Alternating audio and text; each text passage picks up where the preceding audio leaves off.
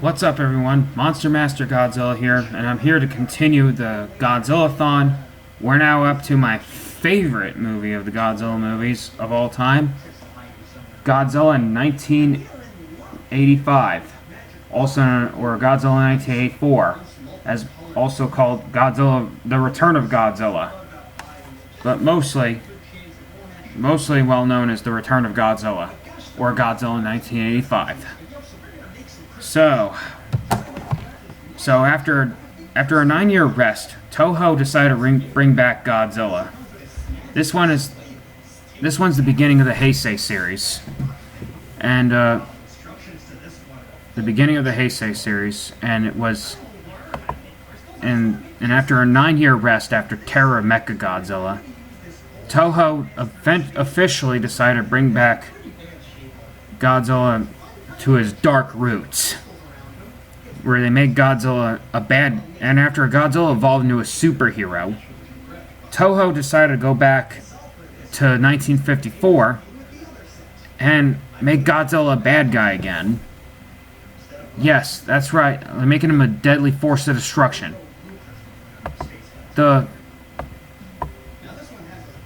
time, it was like having it's like what they did with Batman from the 1960s show.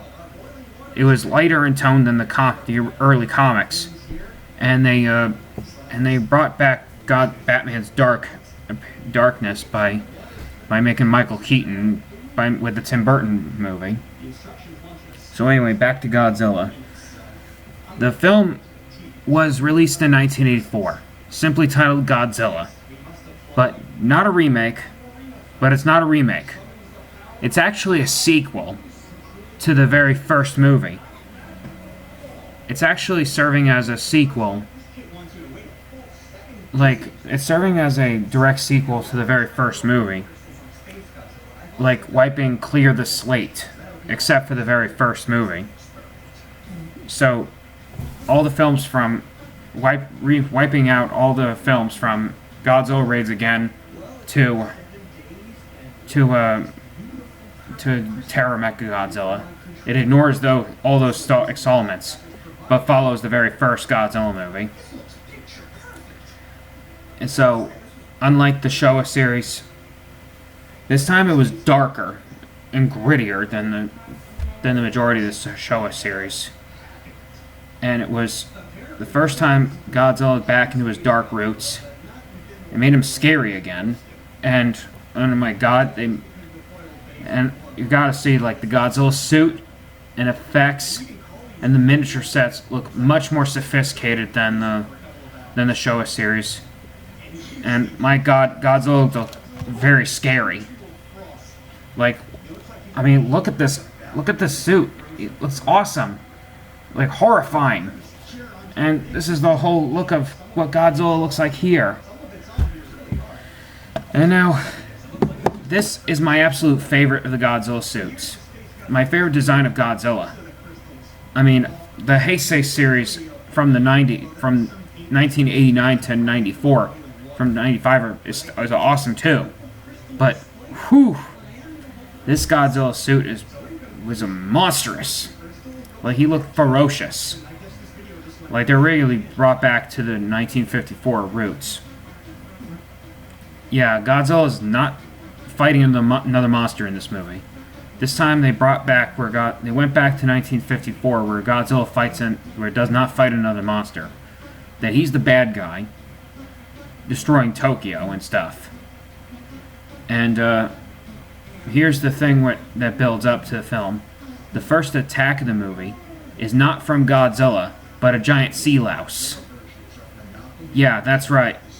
And it turns out, in the Japanese uncut version, they explained that the sea louse was mutated from going on Godzilla, and by sucking his blood, and then it mutated him. The sea louse was called a Shakirus. And you'll also see that it killed And one thing is one of the main characters had discovered the corpses all over the boat. It was stranded in the middle of the sea.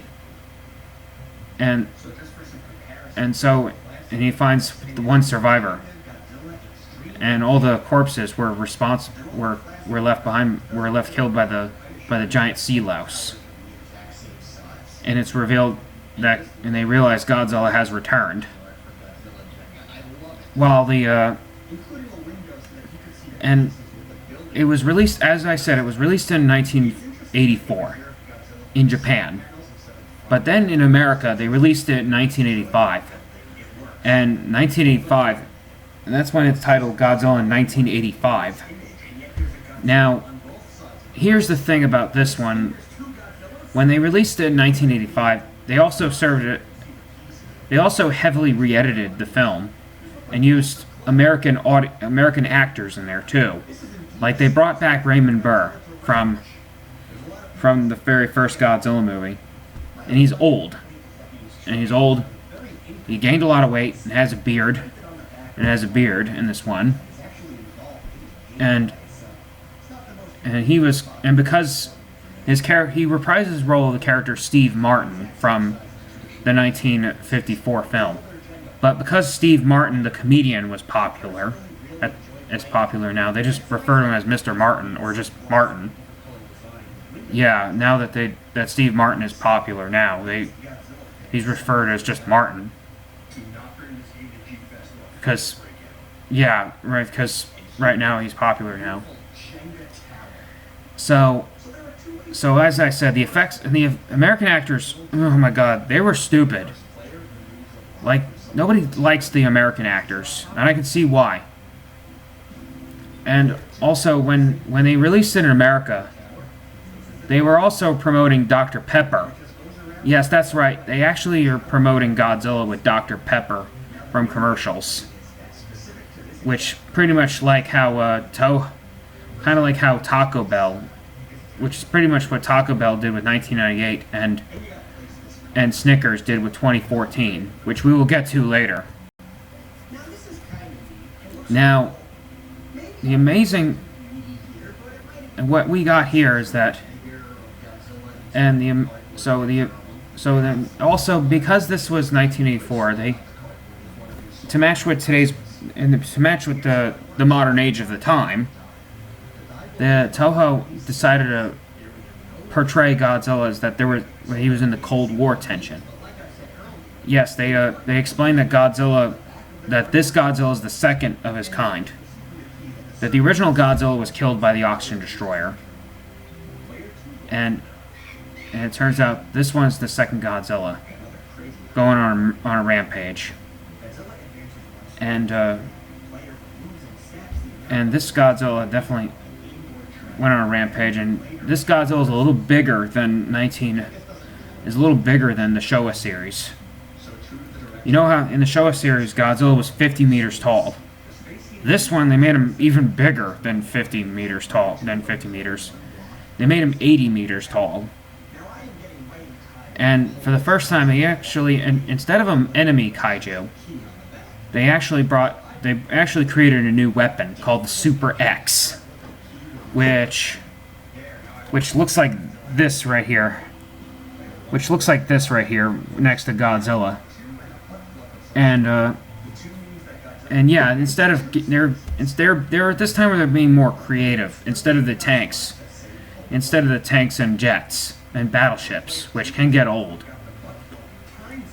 And of course they did acknowledge that nuclear radiation makes Godzilla stronger. And the dumbest thing that the Russians are trying to do is to throw a nuclear missile at Godzilla. But, well, they tried showing in the U.S. re-edit, they seemed to deliberately launch the missile on Tokyo. Which, they're trying to launch a missile at Godzilla. Yes, that's right. They were famous during the old Cold War tension that's going on at the time. And one thing that Russians don't realize that nuclear energy makes Godzilla stronger. So, what's the point of throwing nuclear weapons at Godzilla? And of course, they did explain that Godzilla's like a living nuclear weapon, and he's impervious to conventional weapons. And So one thing is when they introduced the Super X3, the Super X, they shot cadmium missiles in his mouth and it knocked out Godzilla unconsciously at first, till Godzilla was hit with the radiation in the air and it woke him up with the lightning, and he ended up continuing the rampage. And the thing, when effects are very much more sophisticated than the 60s and 70s, they actually had moments where Godzilla had an animatronic up close, and some of the animatronic close-ups can be a little silly. I mean, this is the 80s. Amazing time for science fiction and horror, and even fantasies too. The 80s were an epic time. Too. So, and this one had a funny moment where a homeless man was like in a restaurant, and then Godzilla was looking out the window, and he had a moment was like, "Don't act like a big shot. You got the town. You want to hang around me? You gotta start learning some manners, eh?" And then the humans figured out a trap to defeat Godzilla. And then Godzilla was lured to a volcano called Mount Mohara. And then when they set off the bombs, Godzilla then falls into the volcano, and he was defeated. And my God, that was one of the most saddest moments in the film. Even the music sets off the mood. And when Godzilla was about to fall in the volcano, falls into the volcano, that's when it starts getting sad. Like, you start feeling sorry for Godzilla. And then Godzilla falls to his doom in the volcano. And in the US re-edit, they added Godzilla's screech where he falls. But in the Japanese version, you don't hear that. And that's pretty much the end of Godzilla, where he was trapped in the volcano. And my God, the music is amazing too. And it's not Akira Ifukube. Akira Ifukube does return for the rest of the Heisei series after this one, and he never gets another one until 1989. So, would I recommend this movie? Absolutely. This one's like a very underrated of Godzilla movies, and I have two in my collection. This here is the Kraken Releasing, which is only the Japanese version of the film with a different English dub, which I like to call it English dub B. While this one here is my bootleg version. This one comes with both the original Japanese version and the US recut, which the US recut was never released on DVD and Blu-ray. Yeah, so after Godzilla, during the time, Godzilla in 1984 never had an official release in America due to legal issues, and especially the US recut. However, Kraken eventually released this one. This time, only included the Japanese version with a different English dub. See, this is exactly, and when you get it in a Japanese English dub, it's like how the original. That's how the English version of 1984 should have been like. I mean, if you ask, should the 1954 do the same thing? Not really. The Criterion version gave us both versions of 54. So, what I truly recommend grabbing 1984 in your collection. I would most recommend grabbing this one, especially if you wanted just the Japanese version. Even if you wanted an English dub, just stick with the original Japanese uncut version. Or if you're that hardcore you don't care, you can try getting a bootleg version of the US recut. So, that's all I have to say, folks, and stay tuned for more. Next up, we'll be doing Godzilla vs. Biollante.